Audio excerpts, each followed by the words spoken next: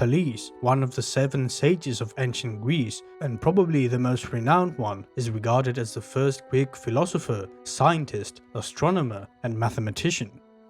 He was born in the city-state of Miletus around the year 624 BC. Miletus was a Greek port city located in the region of Ionia in modern-day Turkey. During the time of Thales, Miletus flourished as a bustling trade hub and stood among the strongest Greek city-states, boasting a powerful economy, a formidable army, and an impressive network of over 70 colonies, the majority of which were established along the shores of the Black Sea. Most of the sources indicate Thales as a native Greek. However, there are 2 sources which propose a Phoenician lineage, and there is also a source which suggests his affiliation with the Carian tribe, a people that lived east of Ionia and were assimilated into Greek culture. Whatever his ancestral origin was, Thales was born into an aristocratic family and was a proud Milesian. There is also a disagreement among the sources regarding the occupation of Thales. According to some of them, he was a trader, while according to others, he was an engineer. Thales was known for his ingenuity and intellect. From a young age, he became interested in the nature of things. He would study the world around him, always eager to gain knowledge. None of his work survive today, if indeed he ever wrote anything down, as there is speculation that he may have solely imparted his knowledge through oral teachings. What we know about Thales comes from scholars like Aristotle, Herodotus, Diogenes, Plato, and others. Thales is regarded as the first Greek scientist because he was the first to try to explain natural phenomena by scientific means and not supernatural ones. He did not believe that earthquakes were caused by Poseidon, neither that thunderstorms occurred because of Zeus's anger. However, it is not known if Thales completely rejected the gods or not. He may have been religious in his own way, as it is said that at one time, in order to celebrate a new discovery of his, he sacrificed a bull to the gods. According to Aristotle, Thales believed that water was the arche, the originating principle of the universe and the nature of all things. He believed that all things came into being from water and ultimately returned to the originating material. Although we know today that this is not true, we can see why it made sense to Thales at that time. Thales always liked to observe nature, and he noticed that during the cycle of water, it took 3 different forms: solid, liquid, and vapor. Additionally, as Thales noticed, water is ubiquitous, essential for the survival of both people and animals, and it serves as a vital source of nourishment for the earth. This theory of Thales was the first attempt to explore the fundamental substance of the universe, and it paved the way for the emergence of many different theories afterwards.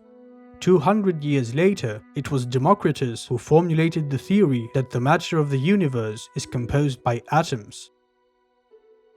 Thales was also deeply interested in studying the sky and the stars, which is why he is often referred to as the first Greek astronomer. One of his significant contributions was advising Greek sailors to use the constellation of Ursa Minor as their guide instead of the Ursa Major. The Ursa Minor has a smaller apparent orbit than the Ursa Major, which means it undergoes less positional changes in the sky compared to the Ursa Major.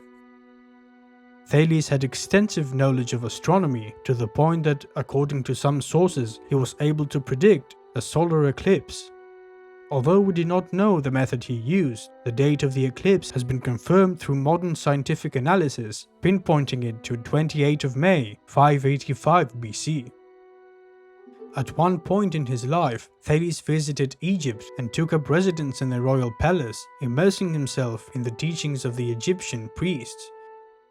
It was during his time there that Thales received instruction in geometry, a subject of great importance to the Egyptians due to its significant role in the management and cultivation of the Nile.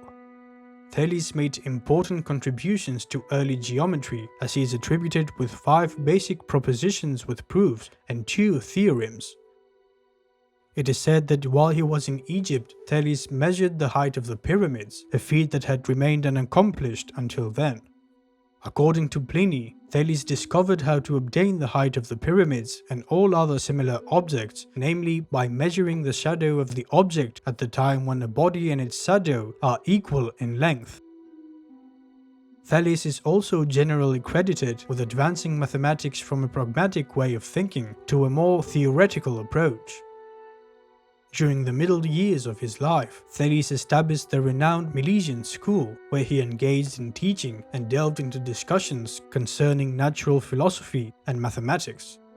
One of his first pupils was the philosopher Anaximander, who later formulated his own distinctive theories, diverging from those proposed by Thales.